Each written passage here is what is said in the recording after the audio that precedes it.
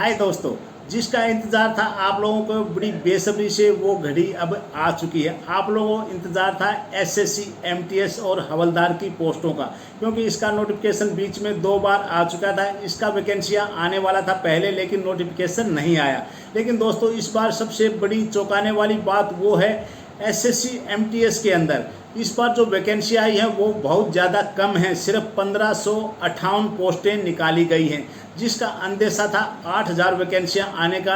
SSC ने अपने short notification में दिया था कि लगभग 8000 वैकेंसियाँ आएंगी और हर बार वैकेंसियों को इंक्रीज किया जाता था, यानी कि वैकेंसियाँ को और ज़्यादा बढ़ा दिया जाता था। लेकिन इस बार टोटल 1558 वैकेंसी आई हैं, जिसमें एमटीएस की हैं 1198 और हवलदार की हैं 360 वैकेंसी। तो दोस्तों अभी बात करते हैं इसकी वैकेंसी कितनी है और इसका पोस्ट के लिए डिपार्टमेंट कौन सा है, सिलेक्शन प्रोसेस क्या है, एज लिमिट क्या है, सैलरी कितना है, फिजिकल क्राइटेरिया क्या है। इन सब के बारे में अभी हम आपको इस वीडियो के अंदर जानकारी देने वाले हैं। इसके अंदर जो एज लिमिट मांगा गया है वो मांगा गया है 18 साल से लेकर 27 साल तक। अगर आप सीबीएन के अंदर ये डिपार्टमेंट है सीबीएन, इसके अंदर अप्लाई करते हो एमटीएस और हवलदार के लिए, तो आपका एज 18 साल से लेके 25 साल तक होना चाहिए। इसका जो एज काउंट होगा वो होगा 1/8/2023 से 1/8/23 तक आपका एज लागू हो जाएगा, यानी कि आपका एज 2/8/2098 से लेके 1/8/2005 के बीच में होना चाहिए अगर आप सीबीएन, एमटीएस और हवलदार के लिए अप्लाई करते हो।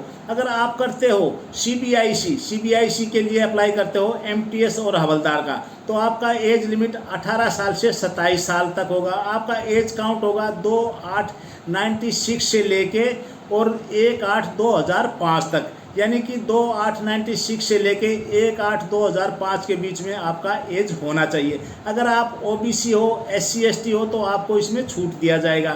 ओबीसी को 3 साल और SC ST को 5 साल का छूट दिया जाएगा। क्वालिफिकेशन इसके अंदर मांगा गया है सिर्फ और सिर्फ मैट्रिक पास। अगर आप सिर्फ 10वीं पास हो, मेल हो, फीमेल हो, हिंदुस्तान में कहीं के भी रहने वाले हो, तो इसके अंदर फॉर्म अप्लाई कर सकते हो।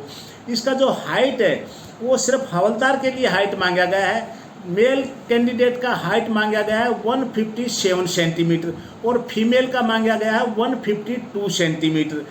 हाइट के हिसाब से अगर आप मेल हो तो आपका चेस्ट का नाप होगा 81 सेंटीमीटर से लेके 85 तक। अगर आप गढ़वाली कुमाऊनी हैं तो आपको 5 सेंटीमीटर का छूट दिया जाएगा।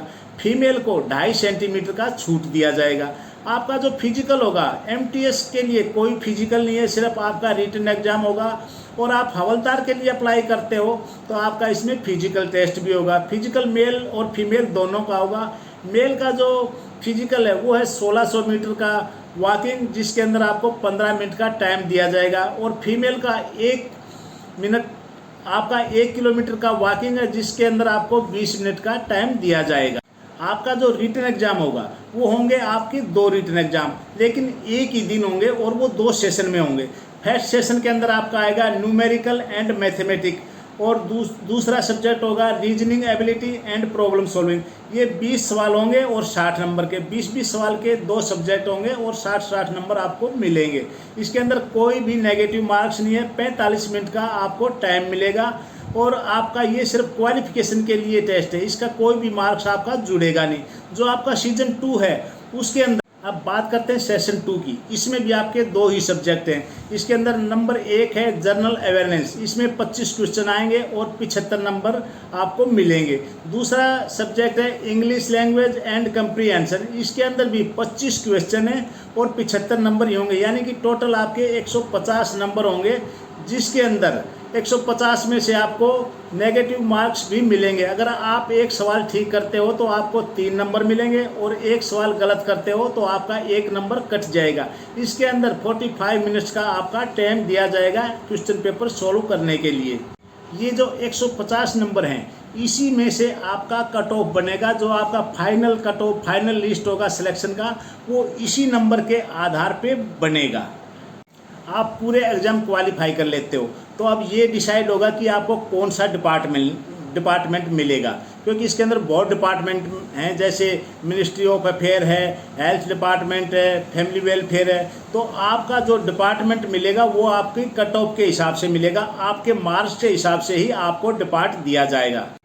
अब बात करते हैं सैलरी की। आपका किसी भी पोस्ट के लिए सिलेक्शन होता है, एमटीएस के लिए हो या हवलदार के लिए, सिलेक्शन होते ही आपकी सैलरी इन हैंड 31,000 हो जाएगी। आपको सिलेक्शन होते ही 31,000 31,000 आपको सैलरी मिलना शुरू हो जाएगा, और आपको एचआरए भी मिलेगा, यानी कि आपको घर का किराया भी मिलेगा। अब बात करते हैं जॉब लोकेशन की, कि आपको लोकेशन कहाँ मिलेगा, कौन से शहर में आपको नौकरी करना पड़ेगा। जब आप फार्म फिल करते हो, फार्म अप्लाई करते हो, उसी टाइम आपको चॉइस दिया जाएगा, 3 चॉइस, कि आप कहाँ पर ज्वाइनिंग करना चाहते हो। उन तीनों में से आपको कट ऑफ के हिसाब से आपको वही जॉब लोकेशन दे दिया जाएगा। अब बात करते हैं प्रोफाइल जॉब का। जॉब प्रोफाइल क्या होगा? आपका जॉब जो है एमटीएस का है, उसका काम है ऑफिस के अंदर। ऑफिस के अंदर आपको डॉक्यूमेंट मेंटेनेंस करना, फोटो स्टेट करना, ईमेल वगैरह करना, कोई डॉक मेंटेन करना, कंप्यूटर पे काम करना, ये सब, यानी कि आपको एक ऑफिस के अंदर ही ऑफिस असिस्टेंट के तौर पे ही आपको काम करना पड़ेगा। और जो हवलदार है, हवलदार का काम है डिसिप्लिन मेंटेन करना। आपको एक पुलिस कांस्टेबल की तरह काम करना पड़ेगा, डिसिप्लिन में रखना पड़ेगा। गाड़ियाँ वगैरह हैं, जो आदमी आते हैं ऑफिस के अंदर, उन सबको डिसिप्लिन से रहना पड़ेगा। अगर कोई डिसिप्लिन का पालन नहीं करता है तो आप उस पर एक्शन भी ले सकते हो।